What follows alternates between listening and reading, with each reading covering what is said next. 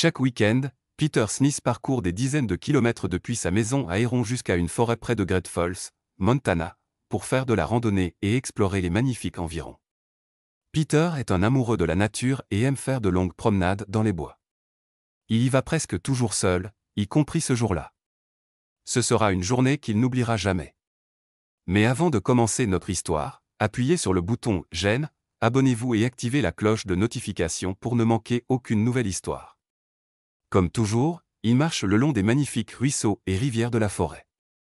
Normalement, Peter a un itinéraire fixe, mais aujourd'hui, il prévoit de prendre un autre chemin, un peu plus profondément dans la forêt. La forêt est très grande. Il y a des chances que Peter se perde. La forêt mesure des dizaines de kilomètres et possède plusieurs sentiers qui mènent ailleurs. Cette fois, Peter veut sortir du sentier pour voir plus de la nature. Juste pour être sûr, il a informé un ami qu'il est dans les bois. S'il ne revient pas en une journée, l'ami appellera la police. Lorsque Peter a marché environ 3 kilomètres dans la forêt, il tombe sur une grange abandonnée. On dirait que personne n'y est allé depuis des années. Le bois de la grange est complètement pourri et la peinture noire a disparu. Puis, un peu plus loin, il voit un bâtiment en pierre abandonné. Comme il est tout seul et a une très mauvaise connexion téléphonique, il pense qu'il est risqué d'entrer dans le bâtiment. D'abord, le bâtiment pourrait s'effondrer lorsqu'il y entre. Et ensuite, il pourrait y avoir quelqu'un ou quelque chose à l'intérieur. Mais Peter est naturellement curieux, alors il décide d'y jeter un coup d'œil. À quelques mètres de la maison abandonnée, Peter voit quelque chose dans les buissons. À cause de toute la végétation, il ne peut pas voir exactement ce que c'est.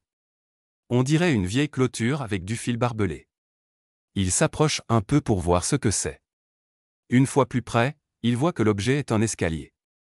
L'escalier est complètement recouvert de mousse et de mauvaises herbes. Les marches du bas sont complètement pourries. On dirait que les escaliers sont là depuis des années. Au bas de l'escalier, il aperçoit quelque chose de brillant. On dirait quelque chose en métal.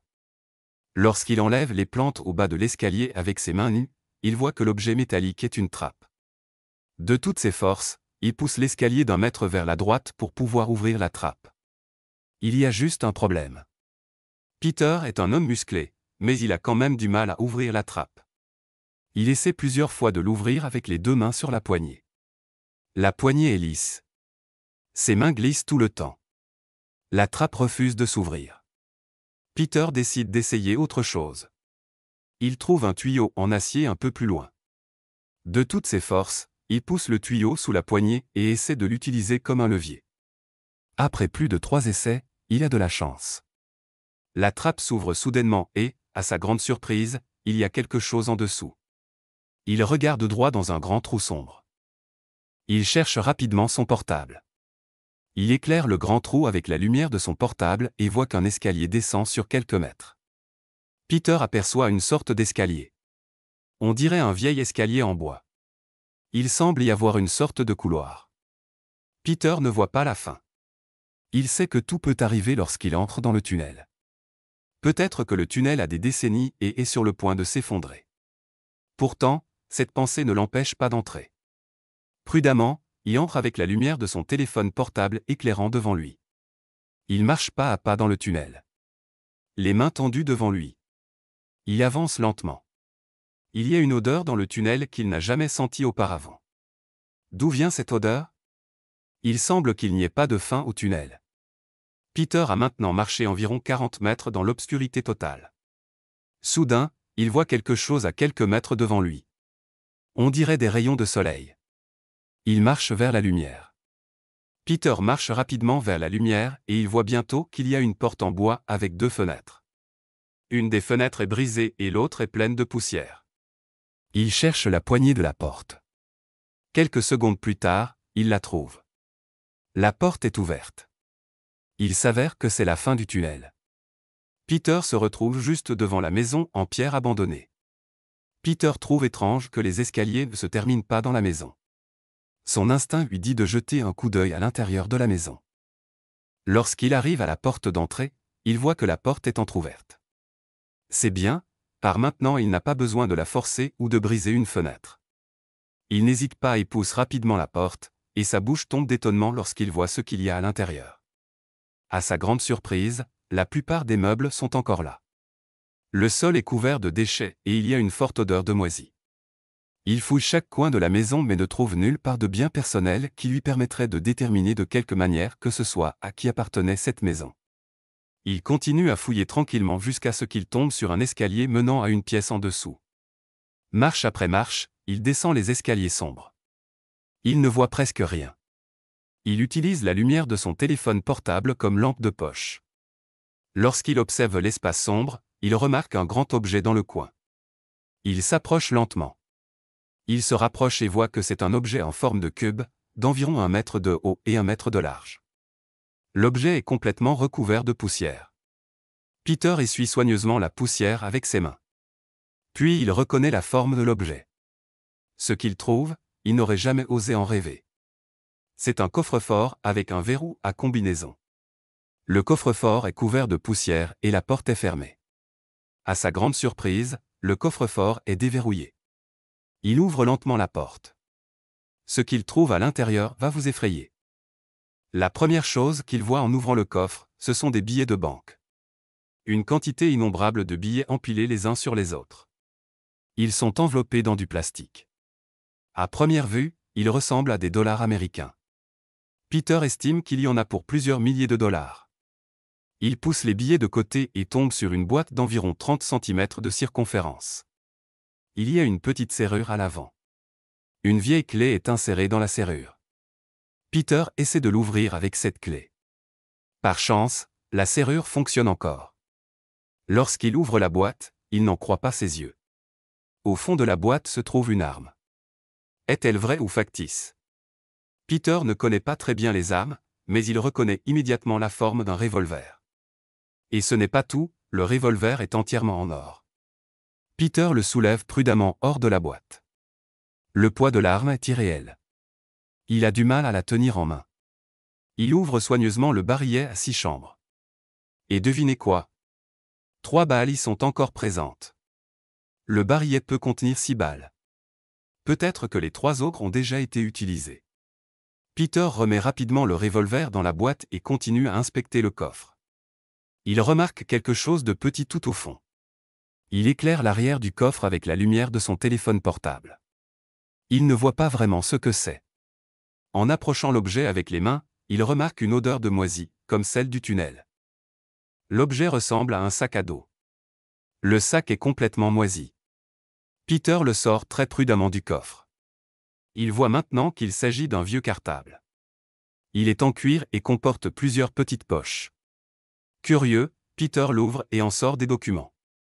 À première vue, rien de spécial. Puis il réalise ce que c'est, des passeports. Mais ces passeports ont quelque chose de particulier, car ils ne sont pas américains. Ce sont des pièces d'identité de pays du monde entier, France, Allemagne, Brésil, mais surtout de nombreux passeports russes. Peter ne comprend pas. Aucun passeport américain. Pourquoi? Il ouvre un des passeports et il y a un nom russe, André Rostov. Ce nom ne lui dit rien. Est-ce un vrai nom? La photo semble authentique. Il en ouvre un autre, espérant en apprendre plus. La première chose qu'il voit est une photo d'un homme. Il a l'air sportif et assez jeune. Peter estime qu'il doit avoir environ 30 ans.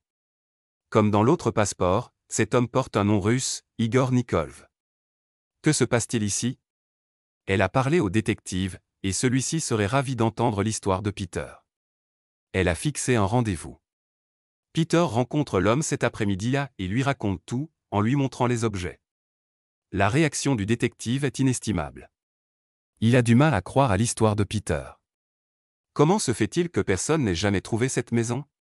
En plus, il trouve étrange qu'aucune donnée sur cette maison ne soit enregistrée quelque part. Normalement, chaque cas est archivé.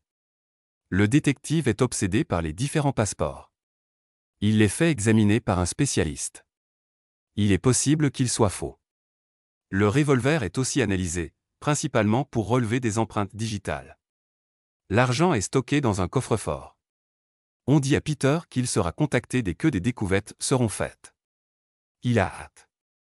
Plus d'1 mois plus tard, Peter reçoit un appel sur son portable. L'appel est anonyme.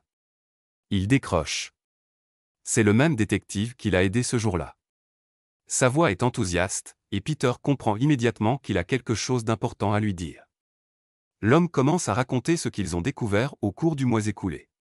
Après des semaines de recherche, ils ont enfin identifié le propriétaire de la maison, des passeports et des autres objets.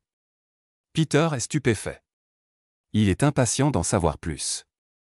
La maison s'avère être la cachette d'un espion russe pendant la guerre froide. La police de Héron a partiellement transmis l'affaire au FBI. Celui-ci a mené une enquête à grande échelle et a abouti en Russie. De là, la police russe a repris affaire. Ils ont lancé une grande enquête pour retrouver les proches de l'espion. Après quelques semaines, ils ont fait des progrès. Ils ont trouvé son vrai nom, Lev Orov. Peter écoute attentivement le récit du détective. L'espion est apparemment décédé il y a quelques années. Les relations avec la Fédération de Russie étant meilleures de nos jours, la police a décidé de transférer les objets à la Russie. Peter a du mal à y croire. Il est très heureux. Les Russes ont retrouvé la famille de l'espion. La police n'a pas mis longtemps à la localiser. La famille vient d'une petite ville près de Moscou. Ils ont rendu visite à la fille de l'espion et à son mari. La fille a une 50aine d'années. Ils ont été évidemment surpris par cette histoire incroyable. Mais la famille est très heureuse d'avoir reçu les documents et passeports de leurs parents. Ils ont envoyé une lettre à Peter pour le remercier de tous ses efforts. Peter est très heureux et soulagé d'avoir enfin appris l'histoire derrière sa découverte exceptionnelle. C'est une histoire qu'il racontera plus d'une fois à ses proches et à ses amis. La maison délabrée et démolie et le terrain rendu à la nature.